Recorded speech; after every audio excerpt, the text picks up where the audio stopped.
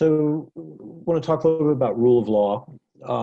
You were arrested on political charges in 2014.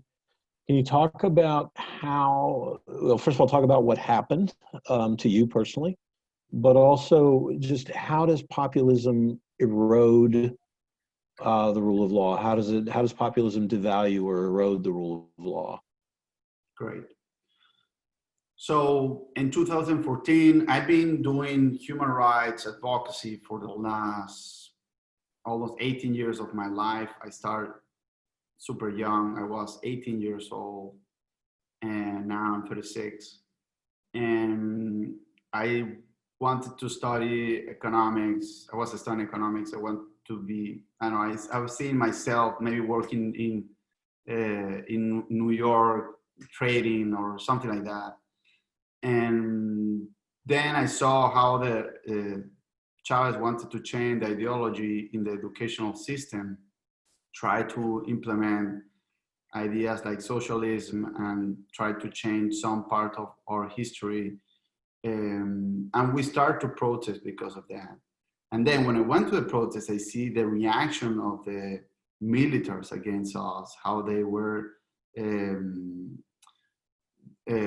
shooting rubber bullets to my grandmother and tear gas when we were not doing anything. And at some point, I saw a man being killed just where I was in a protest. And that's when I realized that we were fighting against something pretty bad, that maybe we do not do anything, it was going to destroy the country. I never thought that actually he was going to do it, not only him, but now with Maduro. I always thought that, you know, maybe this year this story will end. No, we as society, we are responding. You know, people will wake up and not continue to voting for this populist, charismatic leader, because they will understand that the end of this story is the destruction of the nation. But that was not what happened. People continued to vote for that, and at the beginning, and then they start to steal elections, and we stop having access to anything to avoid that type of situation at the end. So basically, at some point, I continued the fight. I never stopped. And in 2014, the regime was killing, at least 30 people were killed in a month. So I created a world protest called SOS Venezuela, which basically I was telling people to create the word SOS with their, everybody in a square in every city around the world. We were asking to do this word with the flags of Venezuela and sit it in the floor and make the word SOS. And with that, try to create awareness of what was happening in Venezuela.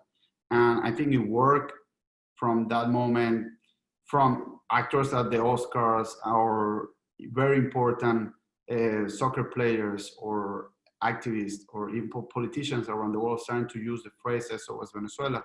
And that helped to stop the killing in Venezuela.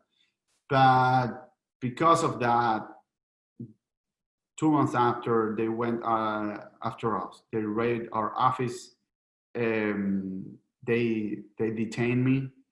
And thank God, I spent only 3 days in detained because of what I call global solidarity. Basically, we were with our organization, the same people who protest during the SOS Venezuela, starting to protest again for my liberation.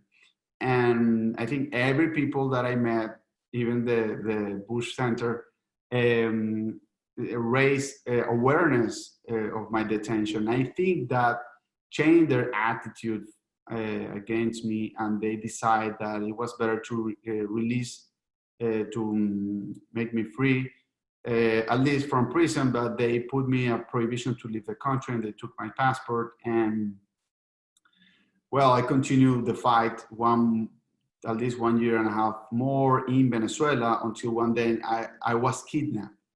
And when I was kidnapped, I figured out that they were not interested in the money.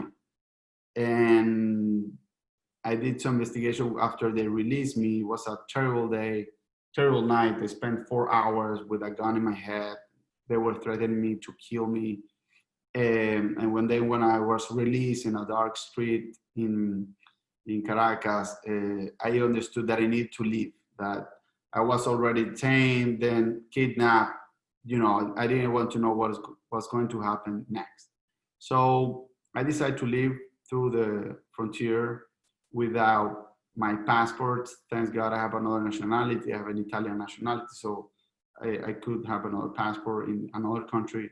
So I went to Colombia, walking, and even it was a really difficult moment. Of course, I had to plan it pretty well, because if they capture you in that moment, then you're going to be in a huge problem. And thanks God, I could escape. Now I'm living in the US. I'm continuing the fight from here. Of course, I'm in exile. I cannot go back. But, well, at least I'm happy that I'm still in the fight, that nothing of that stopped me from believing or from continue doing my work. I'm just sad because things are just getting worse every day. And the immense amount of suffering of the Venezuelan population is something I could never thought that was going to happen 10 years ago, this type of suffering. Where basically, I don't know, 70% of the youth want to leave the country. We have now 5 million Venezuelans who have left the country because of the dictatorship, and we're expecting to have at least 3 more millions in the next year. Now we have, of course, the number of political prisoners are always getting higher, and it looks like we are losing the nation completely. I don't see any good solution in the short term. We are really grateful for all the support that the U.S. have done to help us to recover democracy, but I think this is a really almost like an impossible mission. Once these type of people arrive to power and kidnap completely a state, it looks like it's almost impossible to recover that country, at least in a short period of time. And short period of time is more than 20 years, because we have been doing this fight for at least 20 years. So I will continue my fight no matter what, until and even after we recover democracy. But so far, I don't see any good outcome in the short term. We're glad you're here. We're glad you're safe. Yeah, I'm also glad about it. And we're glad you're continuing the work.